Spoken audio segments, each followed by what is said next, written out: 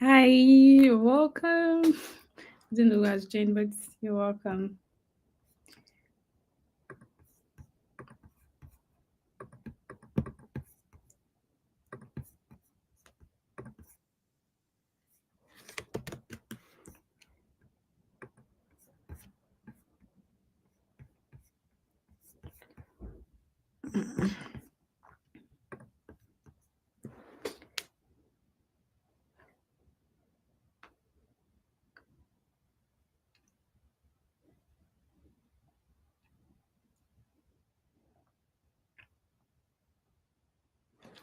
Hi, guys. Thank you so much. I don't know how to pronounce your name. Okay, I'll try. Abad. I don't know. Um, if you want to join me in this room, you can click on that link to join me. So you can tell me your name.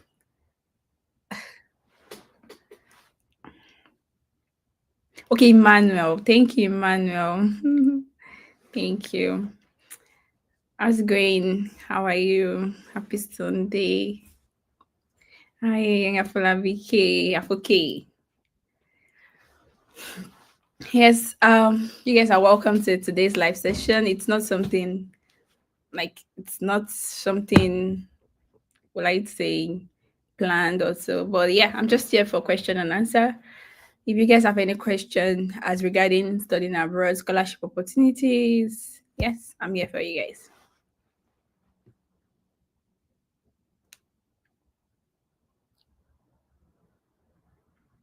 I'm trying to share the link to my friends.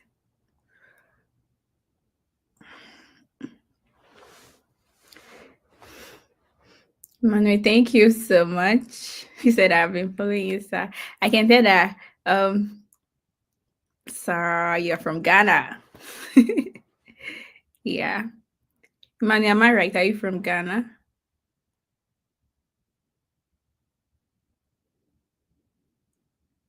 Okay, yes. I'm here for your question. Shoot.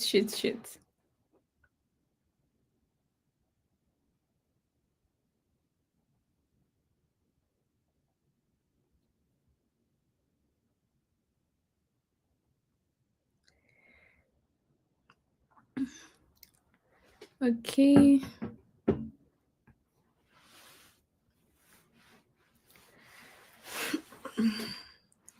You guys are welcome. Thank you for joining. You're welcome. Just 1 minute.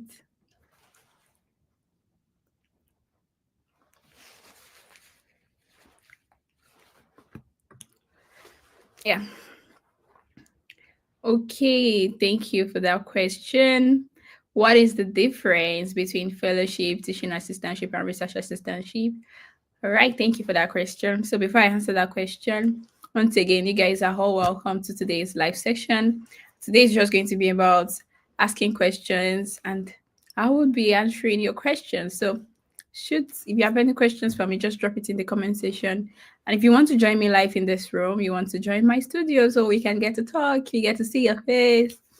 Yeah, you can always use the link, stream here, this link. You can click on that link, it's in the comment section, and you can always join me here. Okay. So straight to your question. What is the difference between fellowship, teaching assistantship, and research assistantship? Okay, so we start with I'm just gonna like say that everything is just all about funding. Like this, I'll be relating these questions to US schools. Okay, so these are like the three of this that you've mentioned. There are ways in which grad students get funded to like study here in the United States. So for the research assistantship, I actually have a video where I talked about all these things, but I'm gonna go over it again. But so because this is like trying to answer your question. So research assistantship is like you get to work as a research assistant for a professor. Okay, that is it. So for you to get a research assistantship, is that you secure a professor before coming, or probably along the line when you are trying to when you get to the school, you get to look for a professor, then you start working for a professor. But majorly what you have to do is you have to like you'll be doing research and you'll be paid for the research you're doing. But for teaching assistantship, you get to be like um a TA, like a teaching assistant. That is, she'll be teaching. It does not have to be like you'll be teaching the class. It can be just teaching duties or probably being assigned to a professor and you are grading or you are like recalled, like you go to class to take attendance. It's just really around teaching duties, right? You have to assist. And at the same time, you can as well be assigned to a problem section or a class section to teach students. So that is it. Then fellowship. Most times fellowship just come as like in terms of like a scholarship opportunities, in terms of funding opportunities. You do not have to teach, you do not have to do research, okay? So you're being funded, you're being paid, you're being funded, okay? And some of them comes with stipend. So that is the difference between the fellowship, teaching assistantship, and research assistantship. So I don't know if I've answered your question. If you want us to go into deep, let us know. Yeah. Thank you, Emmanuel. Thank you, Kayode, for that question. Let me know if I've answered your question. And yes, moving on to the next. Yeah. So, how do you know which one is more suitable for your course? So, I would say basically most times, it depends on what you're going for, right? Like, you have to look at like it depends on what is available in that school, that particular school that you're trying to apply to. What you're really looking for is funding, right? To get your tuition fee being paid for, your and you're being paid stipend. That is majorly your concern, right? So I think most times there's nothing particular like, oh yes, this course is only research assistantship or just this course teaching assistantship. I think just be open to opportunities. Just be open to opportunities, either teaching, either research assistantship, either fellowship. Just be open to them so you can get funding, which should be your focus. That is what I would advise, anyways. So I don't know if I've answered that question. Um Very good. Thank you guys for coming in. Thank you for those that are just joining. Thank you for joining. Yes. So yes, Emmanuel, what is your view on private universities that are funding? Very good. Like I think they are like it's a very good opportunity. Like in terms of probably like trying to apply to that school. If you see a private university that have funds, obviously you should apply. I think I brought a scholar to this section that she attends a private university currently, Tufts University, and she's been funded, right? So most times people tend to run away from schools like that because it's private and they feel like, oh, their chances of getting funds are actually very low. But that increase your own chance of getting admitted because there is less competition. I would say for those that are looking for fun, because for you to be applying for a private university, most times that means you have the money, right? But for grad students, most times grad students do not consider private university. So I would say if you've done your research very well, and you feel like they have funding for your course, or probably you've seen people in that particular field, that particular like you've seen people in that particular school that are being funded. So you should shoot as well. You never can tell. Um you can get the opportunity to get funding for your program. Okay. Yeah, so Africa is here with us. But like let me just answer this question. Before I go for before I conclude on that. If I did not answer your question, well let me know. If there is anything you're trying to ask, let me know. Okay. Yeah, so is it okay to call potential supervisors just like a way of letting them know you sent an email, or it is better to just stick to an email? I would say it's if they've not given you any response as regarding showing interest in working with you, yeah, you should just stick to an email. That is better. Like let's keep it professional. So like do not they're not yet their student, they've not shows interest in you. So there's no point you trying to call them. So I would advise you just keep it professional. Stick to the email. You can always send follow-ups, you can always like send reminders, but do not call. You can always call graduate school, graduate coordinator, and all those people. That's their work, right? But professors like try and stick to email. Thank you for asking that question. I believe people can learn. Yeah. So, when I shoot your questions, okay, shoot your question. I can't see you actually, but yeah, you're in the room. Do you have a question? Okay. Okay, guys. Any question, you guys can come. You can ask your questions. If you want to join me in the live section, you can click on this link and yes. Let me share that.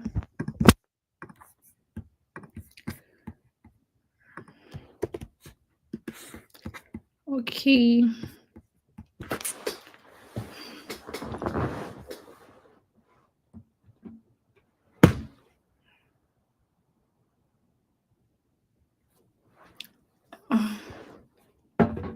Oh, okay, yeah. How are you?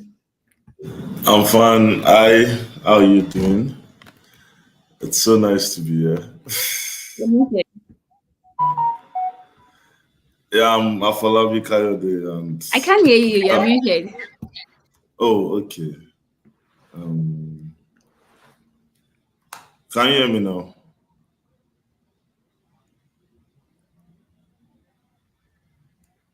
Can you hear me now? Wow. Probably you should try and like I can't hear you. Can you hear me? Yes, I I can. I can't can hear hear you. you. Okay, let me. Hello, can you hear me? Okay, let me mute and unmute. Now talk, let me hear you. Hi, can you hear me? Yeah. Okay, let me. Yeah, you can always join later. Like you can always join when you fix that. Yeah. So the reason why I'm asking is that I am interested in Master of Cabal Affairs or Educational Leadership with Student Affairs. Yes. So very good question. So I would say if you've done your research and you can see that I knew why I was not hearing Afuke. I think you can join again. Afuke, you can join again. I think I was muted here. Like I muted my sound here. I'm sorry about that. Yeah. So the reason why I'm asking is that a minute. I'm just gonna Mane, please just give me 1 minute. I'll attend to your question. Yeah, it's from my side. I'm sorry. You can join again, Afuke. Yeah, so I would say like you should what I would advise you should do like what I would advise you to do is that you should go ahead and check their school since they have your course. Look out for their funding opportunities. Do they have funding? You have to check for that. Okay. That's one thing to check out for. Also, you can look at the graduate students there. Look at them, if possible, talk to them and ask them questions like, what are your chances of getting funding? And then shoot, because it is where your program is available, like where you have your programs, that is where you want to apply to, right? So I would say you should go ahead and apply if there is funding opportunity for you in that particular private school. And that private or public school, people get in there. So, oh yes, then go ahead and apply. Go ahead and apply. I've seen people get admitted into University of Notre Dame. Yeah. I think you should just give it a try.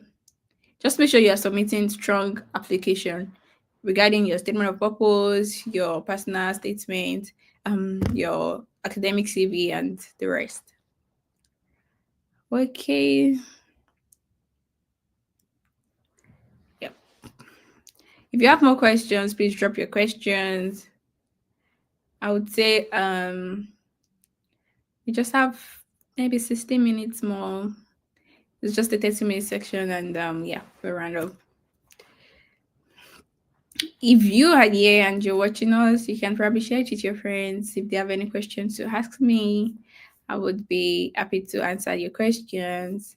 This is actually like I would say better avenue rather than sliding into my DMs when I'm busy and asking your questions. Or you want me to guide you through? So you want me to like go through the school? So let me search for University of um Notre Dame. It's a private university in Indiana.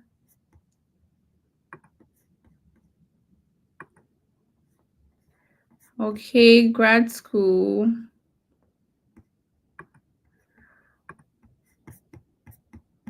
I'm looking at it now.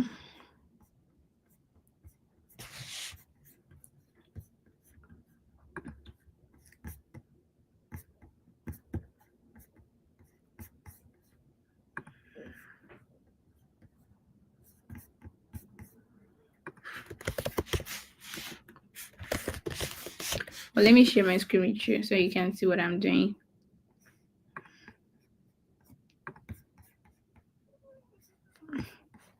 I forget. I don't know if you are here. If you can hear me, but it was my fault the other time. I did not unmute my system. That was why I could not hear you. So Emmanuel, I'm going to share my screen right now.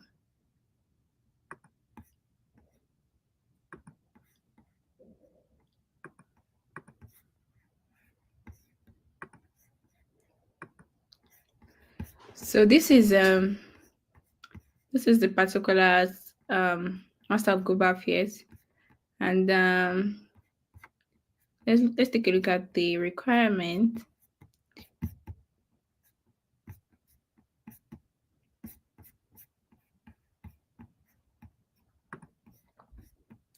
So they said all students accepted into the Master of Global Affairs are considered for generous financial support.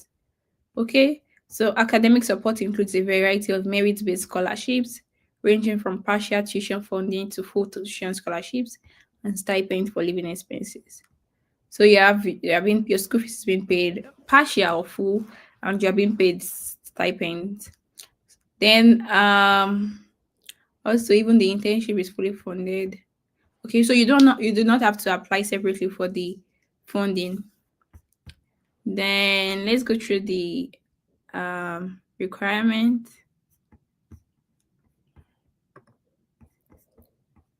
So you need your, I don't know if you can see my screen, Emmanuel.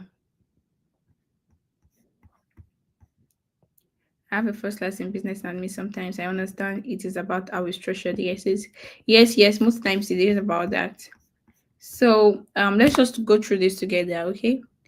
You need to fill this application, okay? You need to fill this application. You need to create an account. That's the first thing you have to do. Then you need your resume or your CV. That should be like an academic CV. Then your statement of intent, which is the same thing as a statement of purpose or personal statement, something like that. Then short essay for choosing concentration. This is another essay. So you have two essays like that. So statement of intent, short essay, statement of intent like personal statement or statement of purpose, let's say. Then short essay for choosing concentration, why you've chosen that course. 3 letters of recommendation. 3 letters of recommendation. Then your transcript with proof of BA or equivalent degree and English translation if necessary. Then TOEFL, IELTS or Duolingo for non-native speakers of English, and the application fee of $75. So competitive applicants, we have a strong academic background, 2 years of professional experience in global setting, strong application, and exceptional letters of recommendation. So you can see that they've stated that for you to stand out, you have to you have to have a strong academic background, 2 years of professional experience, strong application, and strong letters of recommendation. Okay, so Emmanuel, those are the requirements. Those are the requirements. Yeah, you're here. So talking about having a business administration, this thing. If I may ask you, do you have professional experience? Let's start with that. Do you have professional experience? Let me know. You can answer the question while I go to somebody else. Or let me just wait for you. Do you have professional experience, first of all? Like at least 2 years professional experience?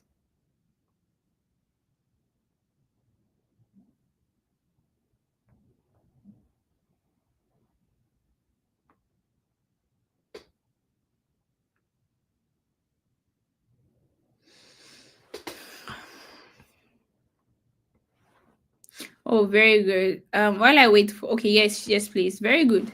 Then I think you are a good fit for this program since you have at least you've been working as an administrative assistant for 2 years. So all you now need to do now is to work on your essays. How you are going to write the essays to like show yourself as a strong applicant.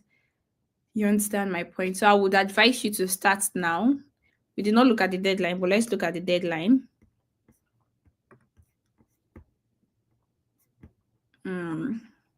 The deadline is December 15. I also want you guys to also take note for most people that application deadline is coming to an end, is getting closer. So application for most schools, especially for those that are looking for funding opportunities, so try and submit your application on time. So the application is ending December 15. Okay. Oh, very good. Then you should apply. Give it a try. You are good. I would say you are one of the candidates that they classify as competitive applicant. Okay. And ensure you have a strong academic background. So you just link everything together and submit your application. Also, do not forget to look for recommenders that can write strong letter of recommendations for you. That's very important. Okay, Emmanuel, if you have more questions, drop your questions. This is question and answer section, okay? So very good question, Juwon. As a secondary school student that is a scholarship abroad, what can I do after I write my WAEC? Very good question. Yes, I'm just gonna go these. So, first question. Okay, I can see I'll bring it to life soon. Yeah, so I have a video actually where I interviewed undergraduate students here in the US, and they actually talked about how they got to the US. You can also watch that video, but let me just answer your question right now. If you want to come to the US as an undergraduate, like probably get first common study, I think what you have to do, sometimes you have to write SAT, and it's not compulsory because those guys, they did not write SAT and they got in, right? You do not have to write SAT, but all you need to do is you need your WAEC. After you've written your WAEC, you've gotten good grades. Like, try and okay, let me just assume you've not written your WAEC right now. So I'll assume you've not written your WAEC, okay? So I would say what you have to do is make sure you come out with good grades, and that way you would not struggle to submit applications to school, because basically what most schools are looking for is just high grades in terms of your maybe you had A's, B's. So that's all you need to apply for studying abroad. But I also advise you to watch that video where I talked about. Okay, let me just share the link here. Do you want this? What I'll be sharing is going to be for you, so you can look at it.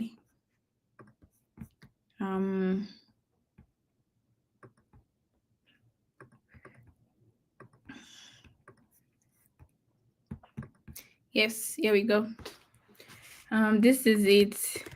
So, Juwon, I'll advise you to write your to make sure that you do your WAEC very well. Study hard, okay? Look at what is ahead of you. Have a goal that this is what I want to get. I want to come out with A's, B's, A's. Ensure your best. Try and aim for A's, okay? So that way you can stand out in terms of your application. So you can watch this video if you are after now.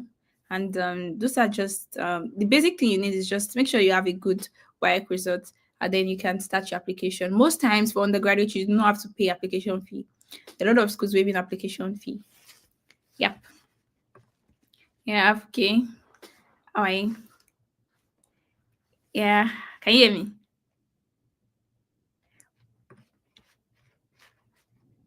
You mute yourself or mute yourself.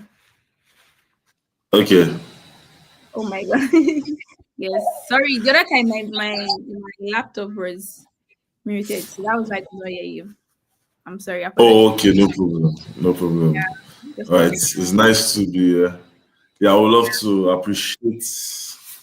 1 minute. I would love to appreciate you, Miss. Okay. Yeah, go ahead.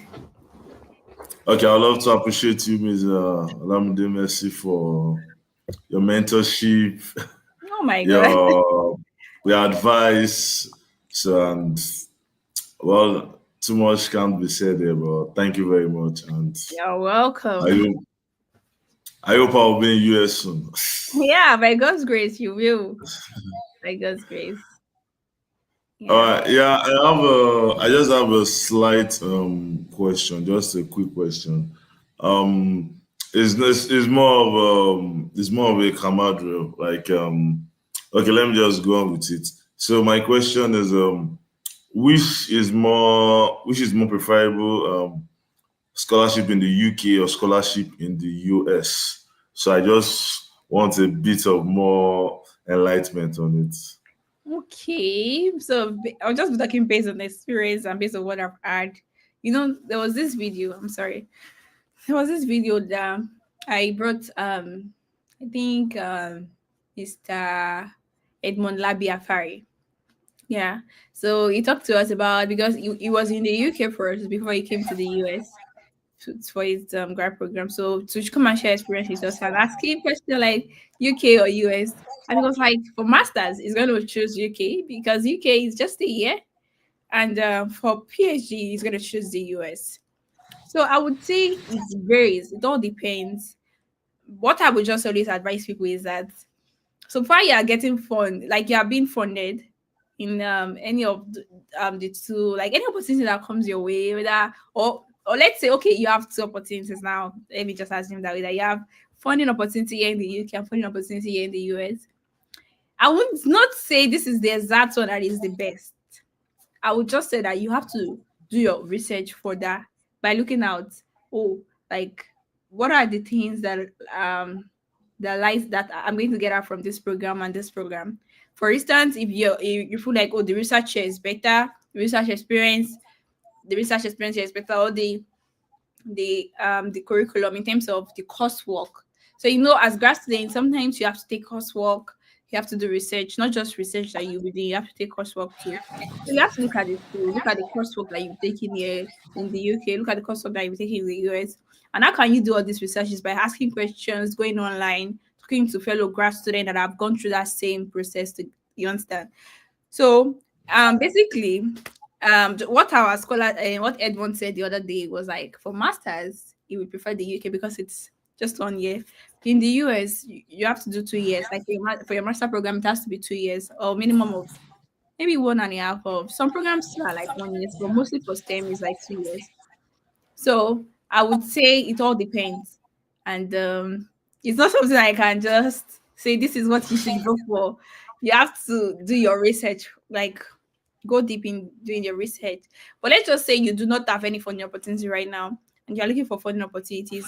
Just go for anyone that you have funding, that you have been funded. Like look at not just about the money. I'm not saying that they are high value, like where you know that your tuition fee is being paid for and you're being paid stipend. That will give you a peace of mind and you can concentrate more on your research and your coursework. So that's Okay, thank about you very much. Yeah, yeah, it does. It did. Yeah, thank you. you're welcome. Did I answer your question? I don't know. Yeah, you did. You did. You explained. You gave me a lot of enlightenment on that. Thank Okay. you. Good. Good. Good. Good. You're Yeah. welcome. May Yeah. I be excused out of the online space? I'm a bit shy. Oh, sure. Oh, you are. Bye. Yeah. So, if you have any questions, I think, yeah, the last question. I said the last question. I have a question here with me, and yes, you can always drop a message anytime. And yes, guys, I think just 1 more minute. If there is no more questions, then we can round up. Okay.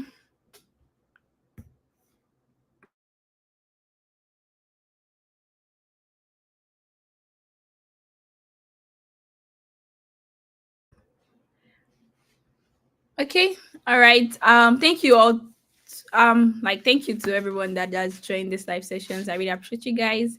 Just some heads up. On Saturday, we're gonna have another live session, and this time around, we're going to be talking about Erasmus scholarship and certain scholarship opportunities in Europe. Okay, so if you're yet to subscribe to the channel, and you can as well share with your friends, tell people about this channel, let them know that oh, we have a question. I'm coming, Mary. So a lot of updates will be coming in order for you not to miss it or in order for you to get notified when we are live. So please subscribe, and you can as well turn on your notification so you'll be notified when we drop a new video. Yes, so Mary, you're welcome. Let me answer your question. So you study application in school and had a ish and completed the school. Then the school resolved and gave me an application waiver. Can you give a reason I was given the waiver without requesting? Oh, that's a good one. Probably they felt like you are qualified for the waiver. I think it's a good one. You should not be worried about that. So, I think it's like a school giving application waiver probably means like, oh, yeah, they are offering waivers and they feel like, oh, they want you to apply. Then you can always choose the waiver. I don't know. It also depends on the complaint you made. Maybe have you paid before? Which one? Can you explain further? I really do not understand your question. Like, if they give you an application fee waiver, that means, oh, probably they have an application fee waiver, an application waiver, and they are willing to give it to you. It does not mean like you don't have to stress. You just use the waiver and apply, except you've probably paid. And I think if you've paid or they're expecting you to start another application and use that waiver, what do you think? So let us know. Have you like submitted the application before? If not, if you've not submitted the application, I think this waiver is just for you. Just choose it. It's a good thing, right? It's a good one. Let me know, Mary. Like, let me know if you've like. I don't really understand the question if I did not answer your question very well. And yes, I mean, yes. Most times for undergraduates, it's not always like fully funded, but like they might not be paying you stipend. You understand me? But you get to your school fees might be paid, and you don't have to pay school fees, your tuition, they call it tuition, right? So that's it. Yeah, Mary, I think I would just say you should go ahead and submit your application, use the waiver. You don't have to stress, okay? It's a good thing. You're lucky. You understand? I think this is where we're gonna stop for today. Thank you, guys. Thank you all. Thank you, guys. Thank you for joining this live session. And just a reminder, we're having another live session on Saturday and next Sunday as well. Until then, I'll see you guys. Bye.